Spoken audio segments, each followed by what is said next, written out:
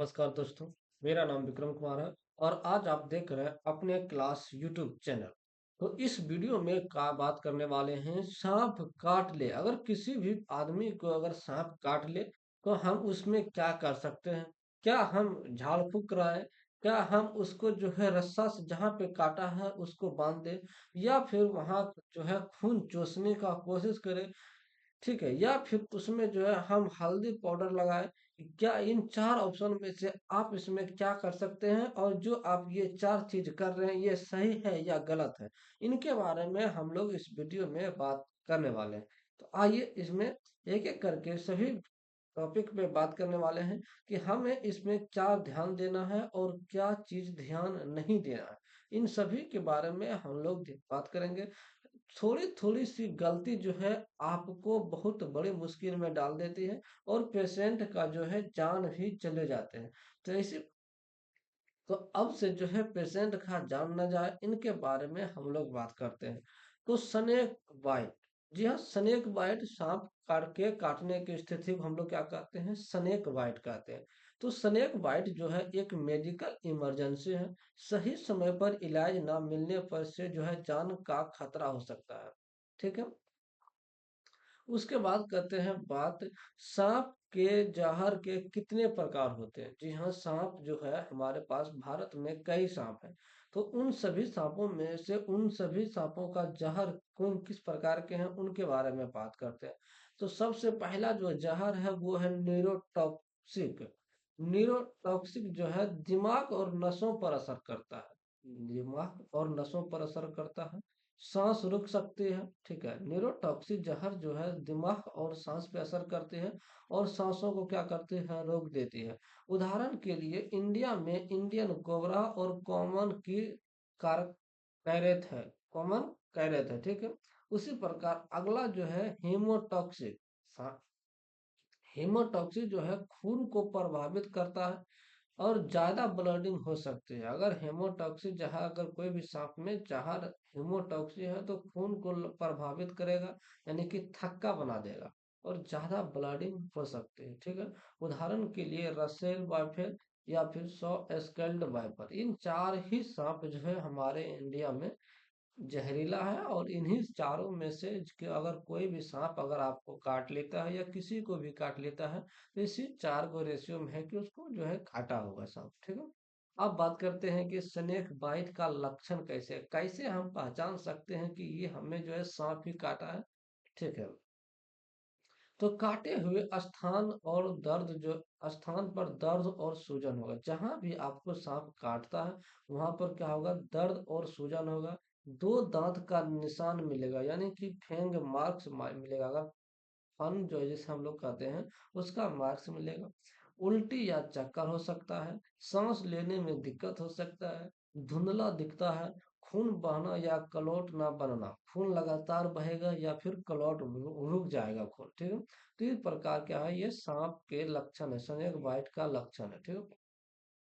अब बात करें कि हम फर्स्ट क्या करें। अगर आपको पेशेंट कोई भी आदमी है, अगर आपके जान पहचान या आप ही के गांव में सांप निकल गया और किसी को भी अगर वो सांप काट लिया, उस रास्ते से आप गुजर रहे हैं, तो अब आप क्या करेंगे। तो आप क्या कर सकते हैं, तो अब इनके बारे में हम लोग बात करेंगे। तो सबसे पहले तो मरीज को शांत रखेंगे ताकि मरीज को पता ना चल सके कि मरीज को सांप काटा। उससे क्या होता है, हार्ट का यानी कि हृदय का जो है रेशियो बढ़ जाता है और उसी से ज्यादातर पेशेंट वहीं पे डेथ कर जाता है, यानी हार्ट अटैक उससे आ जाता है। ठीक है। तो उससे जो है क्या करेंगे, सबसे पहले हम मरीज को शांत रखेंगे।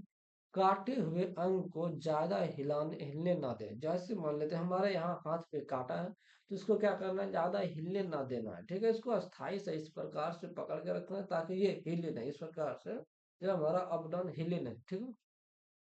अंग को हार्ट के लेवल से नीचे रखें, जाने मान लेते हैं ये हमारा जो दिल है, ये हमारा यहाँ पे देखिए दिल रहता है, ये हार्ट को जो है जिस पार्ट में भी काटा है उससे नीचे रखना है। और तुरंत नजदीकी अस्पताल लेके जाना है। क्या करना है, तुरंत अस्पताल लेके जाना। चाहे आपके पास कोई भी अस्पताल हो, प्राथमिक अस्पताल हो, सदर अस्पताल हो, या फिर मेडिकल कॉलेज हो, या फिर प्राथमिक उपचार, किसी भी प्रकार का सरकारी अस्पताल हो, तुरंत उसे लेके जाए। ठीक है। और समय नोट कर ले कि कब ये जो घटना हमारे साथ घटा है या किन्हीं के भी साथ घटा है, तो पता ज्यादातर पता करने का प्रयास करें कि ये घटना जो है कब घटा है। इससे क्या होता है, वहाँ के डॉक्टर्स को सहायता सहायता मिलता है उनको इलाज करने में। ठीक है। अब हम लोग बात करते हैं कि क्या नहीं करना है। ये तो हो गया कि हमें करना है। अब बात करते हैं क्या नहीं करना है। तो जख्म जहां भी स्नेक बाइट हुआ, यानी कि जहां भी सांप ने काटा है, वहां क्या करना है, फिर से आप गांव में देखते होंगे कि उसको और काट के कहता है कि ब्लड निकल जाएगा तो सांप ये जो है जहर निकल जाएगा। तो वैसा नहीं करना है, वो गलती आपको भी नहीं करना है। ठीक है। तो वहां पे जो है जख्म को काटे नहीं। दूसरा, जहर को चूसने की कोशिश ना करें। फिल्मों में दिखाया जाता है कि अगर किसी भी आदमी को जहाँ सांप ने काट लिया तो वो मुंह से इस प्रकार से चूसने का पर चूस चूस के जो है खून फेंकने का प्रयास करता है, यानी कि उससे और वो जो है ठीक हो जाता है। तो वैसा प्रयास ना करे, ये साइंस के हिसाब से गलत है, मेडिकल साइंस के हिसाब से ये गलत है, आपको भी जान की खतरा हो सकता है। ठीक है। उसके बाद क्या करें, कसकर रस्सी या पट्टी ना बांधे। क्या करना है, जहां भी सांप काटे, जिस भी पार्ट में काटे, तो उसको जो है कस कर पट्टी या रस्सी कुछ भी नहीं बांधे। ठीक है। या घरेलू इलाज पर भरोसा ना करें। क्या करना है, या घरेलू इलाज पर आपको भरोसा ना करें, तुरंत हॉस्पिटल जाना है। तो आप चलिए अगला पॉइंट पे चलते हैं कि अब इलाज में हम लोग क्या कर सकते हैं। तो इलाज जब इसका करवाएंगे तो इनमें क्या क्या जरूरत आपको पड़ सकता है, इनके बारे में। तो एंटी स्नेक वेनम, यानी कि ये जो है इसका दवाई है, ये दिया जाएगा, ASB इसे हम लोग कहते हैं, एंटी स्नेक वेनम। जरूरत पड़ने पर ऑक्सीजन भी लगा सकते हैं। ये IV फ्लूइड्स देंगे। ठीक है। वेंटिलेटर सपोर्ट, अगर सांस में दिक्कत हो तो वेंटिलेटर पर करेंगे। ब्लीडिंग कंट्रोल के लिए भी दवाई आप दे सकते हैं। ये सब जगह है ब्लीडिंग कंट्रोल कर सकते हैं। अब बात करते हैं कि कब तुरंत अस्पताल जाए। कब जो है आप तुरंत अस्पताल जाएं, अगर किसी भी प्रकार का स्नेक बाइट हो, अगर सूजन या सांस की समस्या हो, अगर बेहोशी या खून बहना शुरू हो। ठीक है। आप बात करते हैं स्नेक बाइट ड्रेसिंग। अगर सांप काट लिया है तो उसका जो है ड्रेसिंग, यानी कि घाव को साफ कैसे करेंगे, इनके बारे में। तो स्नेक बाइट में सबसे जरूरी या जल्दी अस्पताल पहुंचना रहता है। प्राथमिक ड्रेसिंग सिर्फ प्राथमिक सहायता, यानी कि फर्स्ट एड है, इलाज नहीं। सबसे पहले तो क्या करना है, इलाज कराना है, ड्रेसिंग बाद में होगा। ठीक है। तो आइए आप first aid plus dressing step by step हम लोग जानेंगे। सबसे पहले क्या करेंगे, मरीज को शांत रखेंगे। घबराहट से जहर जल्दी फैल सकता है। ठीक है। मरीज को क्या करेंगे, शांत रखेंगे। और घबराहट, काटे हुए अंग को स्थिर रखेंगे। हाथ पैर को कम हिलाएंगे। स्प्लिंट लगाकर इमोबलाइज कर सकते हैं। स्प्लिंट लगाकर क्या करते हैं, इमोबलाइज कर सकते हैं। जख्म की सफाई जो है, साफ पानी या नॉर्मल सलाइन से हल्का धोएं। आप घाव जहाँ भी काटा है तो उसको आप साफ पानी से धो सकते हैं, या फिर नॉर्मल सलाइन NS से धो सकते हैं। ठीक है। घाव को क्या करना है, रगड़ना नहीं है। ड्रेसिंग कैसे करें, तो स्टेरलाइज गॉज लगाएं, हल्की पट्टी या बैंडेज बांधे, बहुत टाइट नहीं बांधना है। ब्लीडिंग होता है तो हल्का प्रेशर दे। ठीक है। क्या नहीं करना चाहिए, तो जख्म को काटना नहीं है, जहाँ चूसना नहीं है, कसकर ट्रीकेंट नहीं बांधना है, बर्फ यानी कि नहीं लगाना है, और केमिकल हार्बर लेप नहीं लगाना है। नहीं आपको बर्फ वहां पे जहाँ भी स्नेक बाइट हुआ है, ये वहां पे क्या करना है, ना ही बर्फ का टुकड़ा लगाना है, ना ही कोई भी केमिकल, यानी कि घर में आप ज्यादातर यूज क्या कर लेते हैं, कोलगेट का यूज कर लेते हैं। कोई भी क्रीम है तो उसका यूज कर लेते हैं। तो इस प्रकार का फिर यूरिया खाद का यहाँ पे यूज कर लेते हैं। तो इस प्रकार से कोई भी चीज का आप यहाँ पे लेप नहीं लगाए। ठीक है। अस्पताल में क्या होगा, अस्पताल में एंटीसनेक वेनम आपको दिया जाएगा।